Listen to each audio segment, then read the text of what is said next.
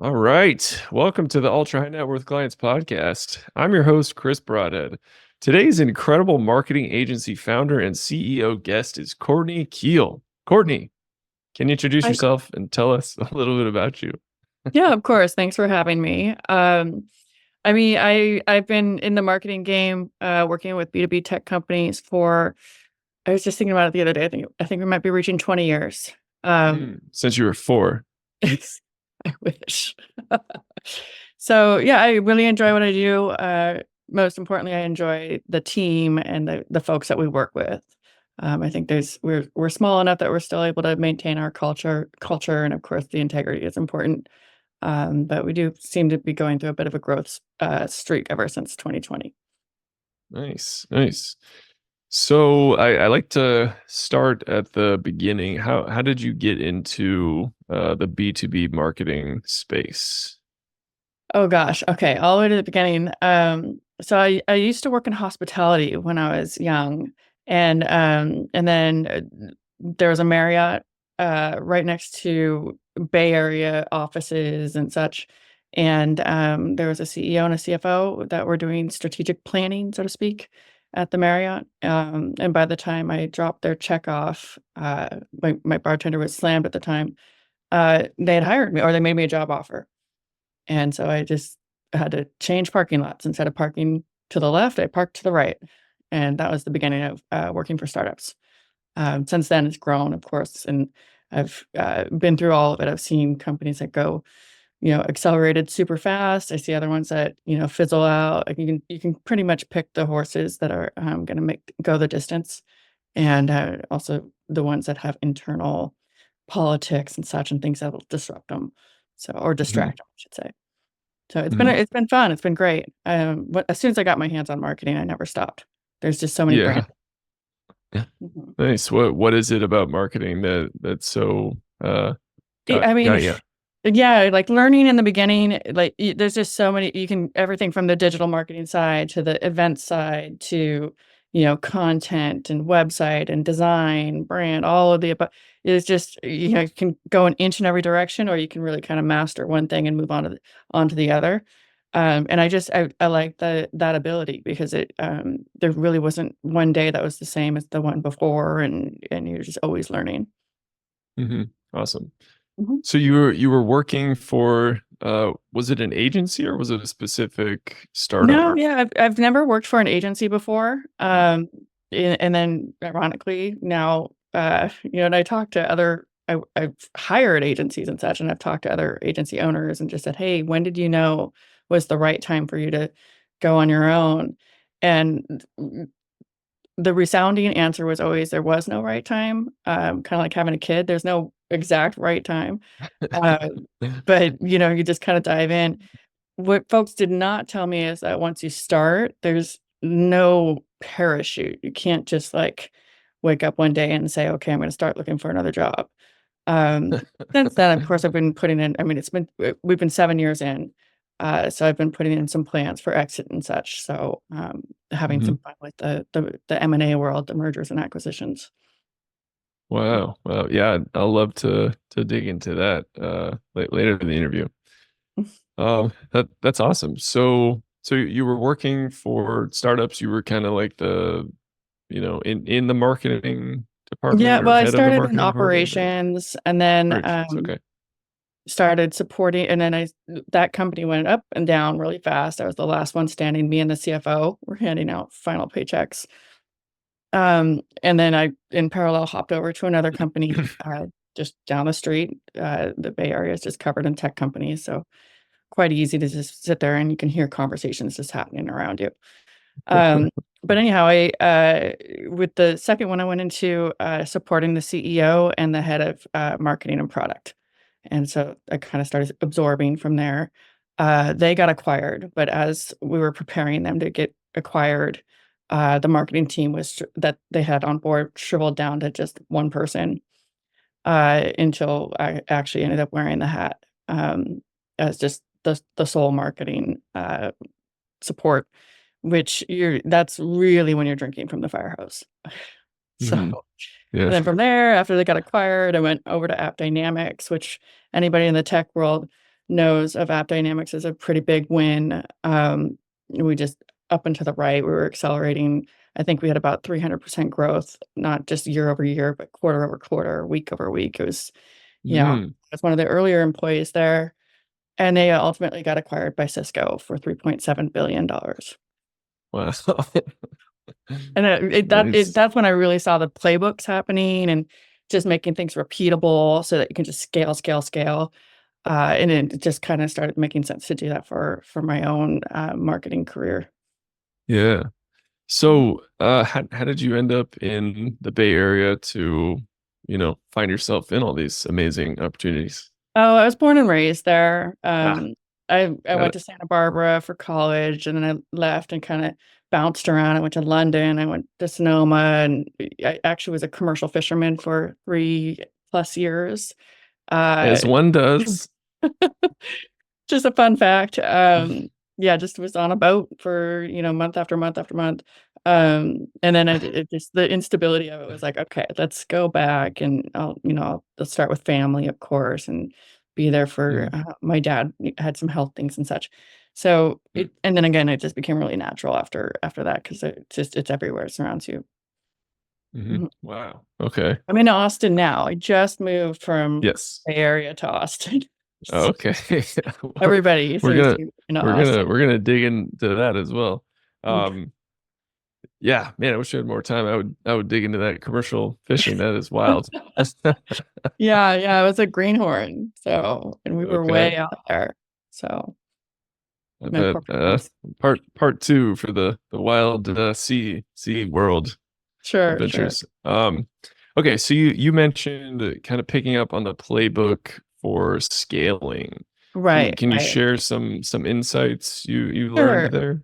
Yeah, so I first, realized that, there is a playbook for that is sort of tried, true, tested. You tweak it ever so often, and you can obviously, make it more specific for each company and product and so on and so forth. But I first realized it because I was working alongside, our head of sales at App Dynamics, Joe Sexton, who came from McAfee. And you could tell right away, year 1, like, there were very specific things that he would do when he joined a company, and when he set up the sales team with goals and, sort of, like, divided regions and channel and strategic accounts and such. But year after year, he'd have, like, themes, "Winners want the ball," or WWB or something. And so I started noticing, well, hold on, it's basically doing the same thing for marketing, but you just scale up on across programs, across, content, across social, so, just sort of rinse and repeat every and now I call it the hamster wheel, so to speak, where every month you're running a set of activities, that are really aligned to sort of the overall company goals and tactics. Mm. Okay. Awesome. Awesome. So, um, it sounds like you're very knowledgeable in the space. When did you decide that it was time to like start your own agency? Yeah, yeah, so that was really organic. I was really Okay. fortunate, because people were just knocking on my door and, e essentially, rather than saying yes to one person and going in-house full-time, the team that I worked with year after year and kinda taken with me from one company to the next, I just said, "Why don't we go ahead and do this for ourselves, and we can say yes to everybody?" But what had happened leading up to that, uh, so a couple of things. One, in my personal life, my dad had passed away, and Sorry. I always when dreams are it was just 7 years ago. But when dreams are young, one thing I learned is that when you're sharing it with your inner circle and trusted sort of mentors and people that are, close and personal to you, that dream is really, really fragile. So the smallest comment, and I would just be and my dad was old school. He wanted me working for big companies, like a secure paycheck, and so it obviously those things have changed. But the thought of me, you know, having my own business, I think really scared him. Just that it's unpredictable, obviously, or certainly in the early years. So when he passed, it was almost like I didn't need his approval anymore. Um, Mm, and that kind of gave me that sort of focus to and the I just didn't need that that sort of shoulder, his voice in my ear. And then of course, so also the same thing on my professional life. I had 3 companies that were acquired in 4 months. So there was sort of a App Dynamics got acquired by Cisco, 3.7 billion. And that was in the morning it was announced. That same day, I had another company that was smaller, much smaller, but acquired by HP. So I remember going home to my dad and saying, "Dad, I had 2 companies get acquired today." And he didn't know what that meant. He had dementia, but he was like, "Okay." So I went into my current company that I was working for, Viptela, and was talking with the founders there and just said, "I had 2 wins yesterday," which is really odd. And it was confidential at the time. They were behind the scenes negotiating with Cisco. And so we announced that acquisition just a few more months after that. So having those back-to-back wins, um, people just kind of had this thought of, well, whatever she's doing or follow the yellow brick road, like that's, she's picking some winners. And that really kind of had people knocking on my door. I rolled into Cisco. I ended up helping with their integrations. Everybody thought for sure I would leave Cisco right away because it's just such a large enterprise. My passion comes from the smaller when you're really kind of rolling up your sleeves and making an impact, um, and just the ability to, really, be a contributor. So, but I'm like, no, I want to check out Cisco and see what they're all about, and I don't want to judge a book by the cover. So I joined, and they had a great culture. They were super supportive. Uh, and I tried to keep my head down because at the same time, I was saying yes to these other companies that wanted us to do some sort of side hustle stuff, so to speak, which is really quite common, especially in the Bay Area. And then over time, it just throughout that first year, it became obvious that I needed to really just focus on expert marketing advisors as opposed to Cisco. So Mhm. kind of made that switch. Okay. Awesome. But it was very organic. Folks were just knocking on the door, reaching out. Yeah, yeah. Yeah. They were begging you to go independent. And then being able to keep the team together and everybody, the team is really that's the gold. That meant a lot. So really, I think very passionate about that. Obviously, I'm biased. I mean, we were green. We were collecting checks before we even had a bank account. So, Okay, nice. so we were like, what do we do with these? Um, but yeah, we Yeah, figured it all out pretty quickly in the first year. You kind of uh, don't know what you don't know is truly a thing when yeah, you're just yeah. starting out. Okay, awesome. So, in my excitement, I think I glossed over, one of the foundational questions that I'm really curious about here. And forgive me if this is just a dumb question, but how did you get so good at marketing? Well, so I think, again, there's so many different branches to marketing. We have this one slide, it's like the spaghetti slide, it's all the paid stuff, it's all the organic stuff, it's all the, physical and then kind of bringing it all together. Um, I think, again, it was just diving into each of the different areas and really learning them and until I did over 200 trade shows in 1 year. Um, by the end of that year, Okay. I'm good. I can do these in my sleep now. Gosh. And I remember being offered a VP of marketing position, and at the time I was like, this is not appropriate. I don't have enough experience or knowledge to really wear that hat. And there were people in my network that were accepting those types of roles without the background or wherewithal to really navigate the role. Um, and I just said, "No, it's a great compliment, but honestly, I'm not the right person, and I need to really sink my teeth into sort of the nitty-gritty, like, same as a restaurant owner, you gotta wash the dishes, mop the floors, all the way through to host or hostess and, all the different pieces to really bring it together." So I feel like I've worn, a substantial amount of these hats to some Mhm. degree. And it's always been my sort of forte to, like, kind of be a master of nothing, but a jack of all trades.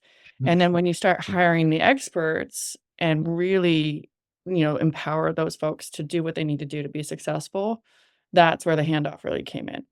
Mm. So yeah, I think that's just sort of, I love watching people grow. I love, mentoring myself. I'm always looking for mentors in my life, and we just kind of, share bits of knowledge and such.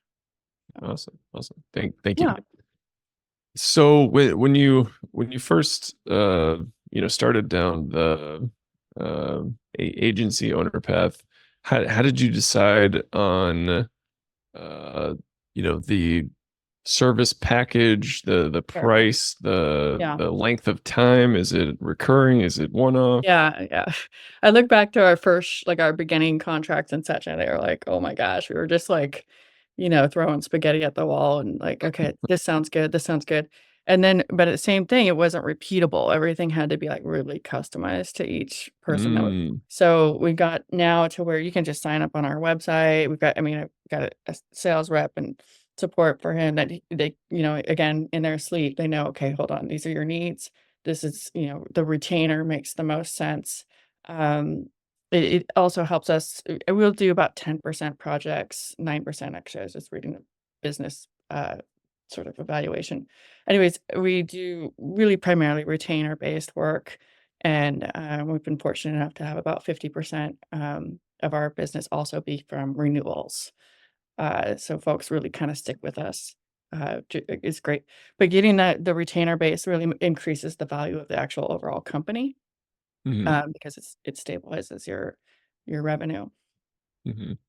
We've been Yeah. going that direction for quite some time. We still when we work with the large companies, I will say, like, the enterprise companies really just like having POs and project sort of scopes, which is understandable, and we're glad to have the business, so that's that Mhm. 10%. Yeah, yeah. Um, yeah, my marketing agency, pales in comparison to yours. But I always felt like just I don't know where I picked this up, but I was just like, I want people to just like pay me every month to do the same thing. Yeah, yeah.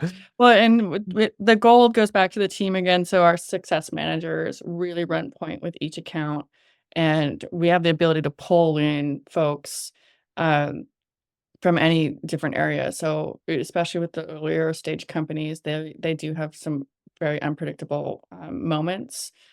They're Mhm. not really all that unpredictable after you've seen a few of them. You're kinda like, "Okay, that's gonna happen in this month, that's gonna happen in this month."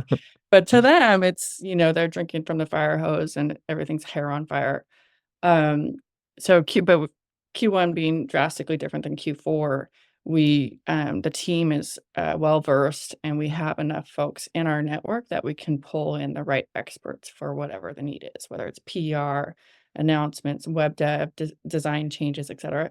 I'm also one of our early successes right from the beginning, which I can really credit a large part of EMA or expert marketing advisors being stable, is from our partnerships. Right out of the gates, we were working with partners, and, then 2020 hit, and then I would say this time and time again, we were able to inhale and exhale together with our partners because we all had to kinda take a step back and Mm, really, make it through that. So yeah, our partners, if we don't have folks, experts under our immediate umbrella, we certainly have somebody under between our partners all pulled in. So we mhm, can pretty much say yes to everything. I always kinda default to yes to everything, and then to experts dive in. mhm. Do Our do focus you and is the going to be tech though, we'll say. The areas where we kinda shift things over to we'll throw it over the fence to somebody else in our network is when it's B2C. That's just a mm, different animal. yeah, got it. Is there any plans rumbling to have all the partners roll up for So there's been a M&A? couple of partners over the years where I've asked, when I'm talking with the owners, I'm like, "Hey, do you ever get tired of doing this?" You know, it's a natural fit. We were looking at an acquisition earlier this year, and got down to the final week of, sort of disclosures and such, and, it became obvious to both myself and the other founder that it just wasn't gonna be the right fit. Mm, So really glad we walked away from it. I think we would have been kind of shoving a square peg in a round hole situation. We did acquire a company last year They were not a partner. We found them through a brokerage. And but yeah, I mean, we're always entertaining this ideas with merging with other companies or partners and such, especially as founders. I mean, nobody wants to die at their desk. You got to hand it off somewhere. So Yeah. we got Awesome. another 5 years to go on our end before we really start entertaining Yeah. being on the seller side. Yeah. Yeah. Well, you'll be 29 by then. Plenty of life left to live. 50. Yeah. You gotta share your skincare routine with me. Okay, so you focus on B2B tech. Can you give me, you don't have to name specific companies, but can you give me kind of examples of companies you might work with? Yeah, I don't know, of course. And I think there was some question, like pre-questionnaire thing where, we were filling in the size of the company, revenue stats and stuff. A lot of that is just sort of placeholder. Um, but we have been able to we got about 30% growth last year, and we've been able to double our margins, which our margins were like next to nothing. So we it's like money in, money out. But we realized how important those stats are to the valuation of the company. Yeah, So the EBITDA, right? yes, yes, good old Yeah. EBITDA. So our clients though as well, one of the things that we really are careful is to not have any one client be more than 15% of our revenue. So we Mm, really have a nice spacing of as far as client size, as far as client, in the types of businesses that we're working with. But it helps us sleep at night. If we lose a client, we're not it's not like the walls are gonna come crumbling down. yeah. And then when we bring new ones on, it's not disruptive. It's just part of the whole sort of wheel. And yeah, we work with folks that are early. We've worked with people that are pre-seed. They haven't launched yet. We've help launch them out of stealth mode. Those I always find are really fun. There's a lot of opinions at the table in those early days. Um, and then we work with companies all the way through to they've been acquired, and we roll in with the parent companies, that take over. And then we're working with some really large logos, in the, tech industry as well. When AI is a fun one that I've been kind of watching those companies and those clients grow pretty rapidly too.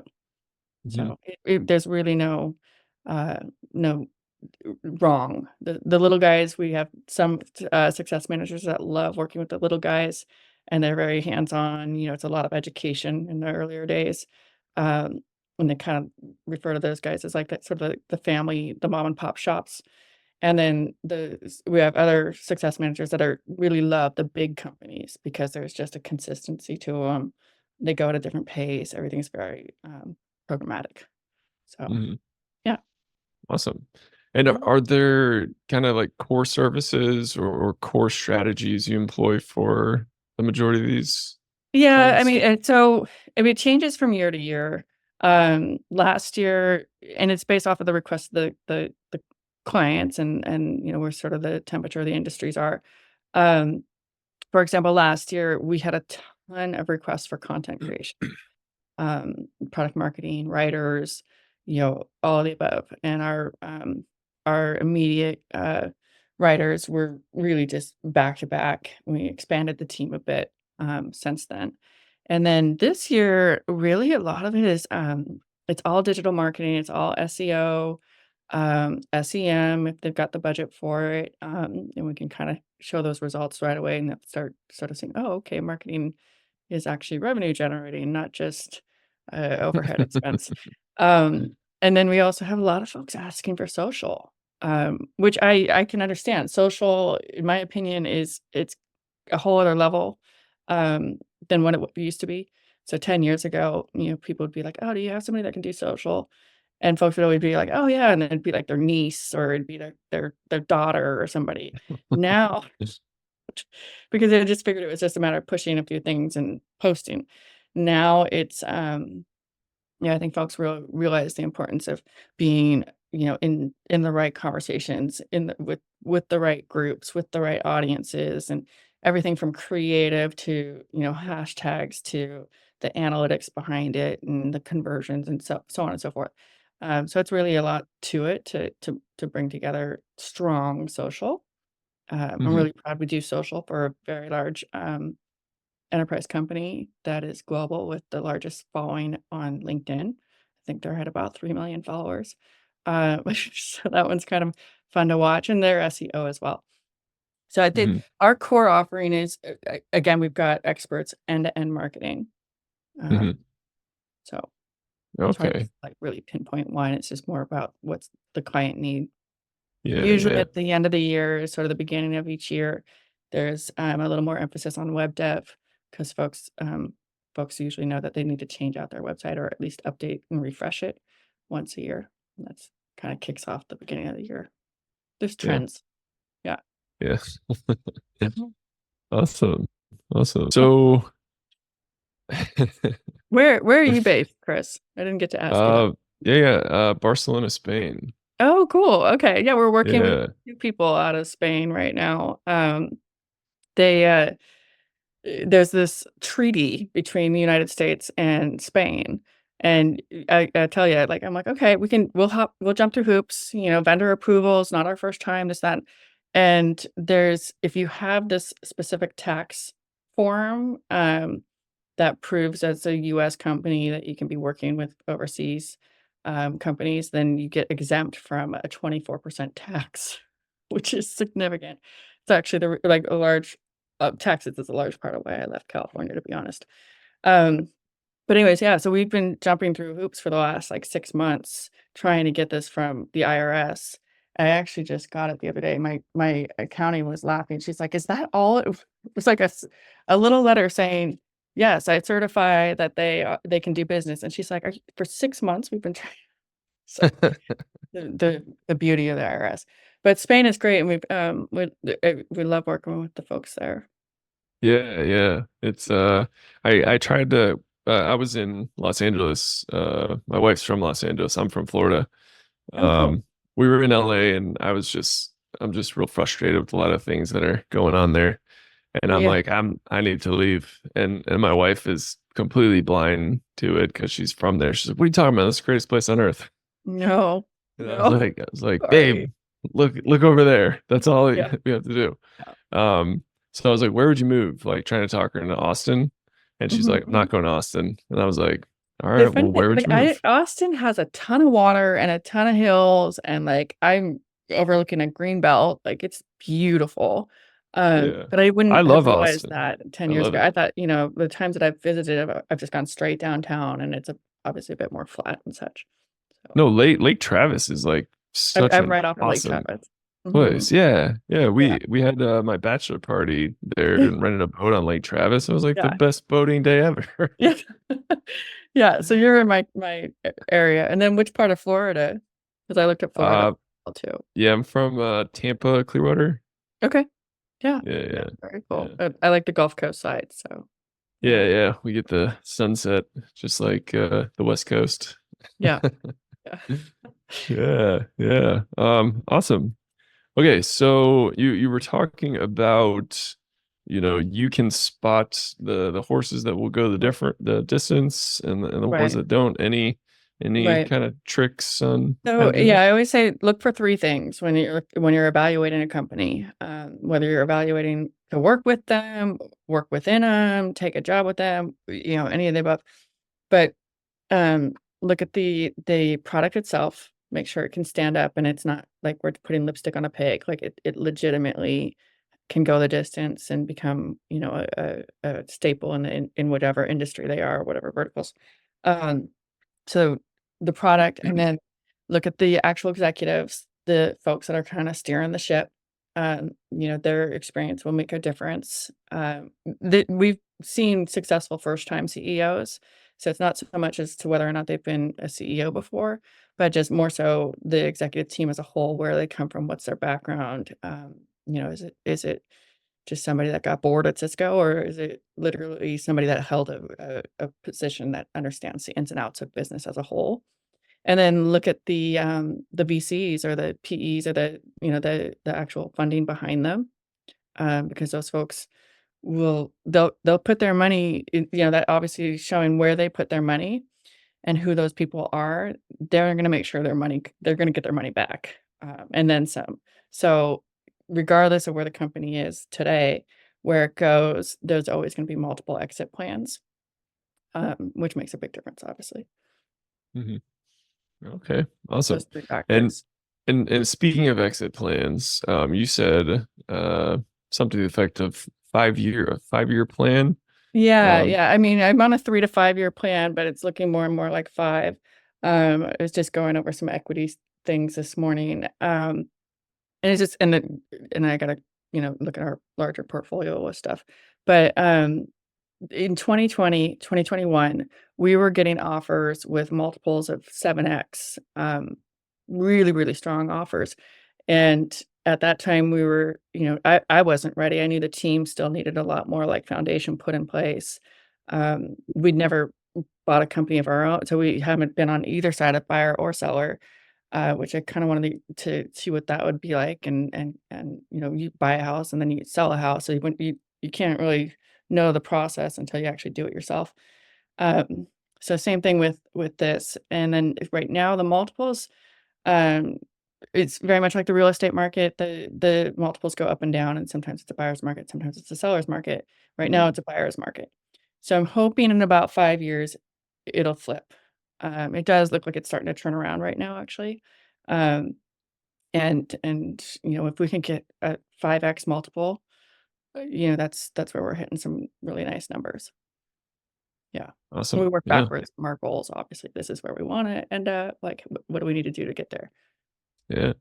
Mhm. That would be sweet. I'll be rooting for you guys. Get Yeah, more yeah, time on Lake Travis. yeah. Um, cool. So a good amount of our audience is financial advisors. So to the extent that you are comfortable sharing, do you have a financial advisor? And if so or if not, like how'd you find them? What would you consider one? Yeah, yeah. So we have like a team of CPAs. In the early years, believe it or not, we went through 5 different CPAs. Um, just because you just kind of outgrow, and then you get to this point where like, why am I like, I need you to know these tax sort of ins and outs and such. And now, of course, it's like tax planning is the whole thing. Um, so I think we've got a really great team of CPAs. I'm not entirely sure if we're gonna keep them all the way through to exit, to be honest, because I just I don't have a ton of confidence in their portfolio companies working with ones like ours and with the same goals as ours and such. Um, but that being said, yes, I think it's super important, have financial, and then I have a personal financial advisor that we've also, put some of the EMA's equity into and kind of diversified our portfolio, so to speak. And Mhm. so I just reached out to him this morning. I'm like, "Jeff, can we connect? I just wanna make sure my numbers aren't terribly off here for, the 5-year goal." Um, yeah, I've become quite expensive. Austin's not terribly expensive, but my way of life is, it's Yes. nice to be able to sleep at night. Well, you work hard. You have thoroughly earned it. Um, awesome. Okay, cool. So we're coming towards the end of our time. Definitely gonna have to have you on again to hear about your commercial fisherman days. That Love it. sounds very exciting. My final question for you is an open-ended question. You can take it in any direction that you like, and it is what are you working towards? The exit. Yeah, the Exit. exit. I mean, Got it. it's a rite of passage. Yeah. Um, what I do enjoy is we work with a lot of C-level folks and founders and such. And, so I've got, great relationships with those people, and, we watch them as they get acquired. It's always fun to kind of like compare notes, like what are the things that did you see it coming? What were you planning on? And also after the fact, the golden handcuff, so to speak. That now like you're reporting to someone else and they're trying to tell you about your own business, which is always kind of like watching these founders go through that is always kind of a fun sort of exchange of stories. And then oftentimes most because they're not going to ever really work for somebody else again. Um, they become advisors. So it's just kind of a logical, like I share stories, like these are the things to like maybe look out for. These are the things that you can prepare for, expect, etc. Um, but I do have one in particular that I found really fun. It's doing something different after the handcuffs were, relieved. And he's a professor for a university, at a grad school, helping entrepreneurs and marketers, and folks that really want to go and start a company of their own. And so I was a guest lecturer there, which was a blast. The kids are so like energetic and hungry and enthusiastic for Mhm. the information. But I did find that to be really kind of something that you can dig your teeth into and enjoy the outcome. Again, I love watching people grow and that role. So, anyways, the ultimate goal: exit the company, um, and leave it in good hands. And then, yeah, maybe, I don't know, maybe teaching some classes or something. I don't know, golfing a little bit. I don't know, the usual things, but yeah, Yeah, so yeah. Nice, nice. Yeah, create the next generation of Courtney Keels. Yeah. the young generation, they run circles around us. You know that. I don't need to tell you. I mean, it's like they're born with these channels and, phones in their hands and like just being able to turn things around so quickly. Now with AI, of course, that's even accelerating things. So. Mhm. Yeah, absolutely. I lied. I'm gonna ask one more question. Mhm. How did you find your personal financial advisor, and what was it about them that convinced you to work with them? Personal, he reached out on LinkedIn and, and we had a meeting and it just was good timing. I don't like money sitting in the bank. Mhm. Um, and then our CPAs, actually, I think it might have been LinkedIn or it might have been, an email with a webinar that they were promoting. And so I watched the Mhm. webinar Mhm. and set up a meeting with them. Um, Cool. so yeah. Brilliant. Exactly what I tell all my clients. Yeah. Yeah, and just and, like, that's Thank you, people Courtney. often ask, like, "Hey, how do you find your clients?" And I'm like, "Well, we're marketing. If we don't if we can't walk the talk, then there's something wrong." Yeah, So we yeah. we treat ourselves like a client. We have our own success manager assigned to us, and we run programs and demand gen and, social and so on and so forth. So we're doing the same as you, podcasts and guest speakers and things of that sort. Mhm. But it's a Awesome. mix, there's no single, silver bullet. Yeah, yeah. Awesome, awesome. And where can my audience find out more about you? Expertmarketingadvisors.com. Yeah. Cool. Our social is great. I think we're putting out a press release today. We have a Stevie Award to announce. We also have a starter package for, those earlier stage companies with tighter budgets that we just pushed out, I think, on a separate press release a couple days ago. So Mhm. pretty easy to find us if you just Google us or go to the Cool. website. Awesome. Yeah, we'll link to all those in the show notes. Great. Courtney, thank you so much for taking the time. This was awesome. Yeah, likewise, Chris. Thanks for having me. Yeah, yeah. Awesome. Appreciate it. All right. And to all our listeners out there, thanks so much for tuning in and keep on growing out there, everybody. See ya.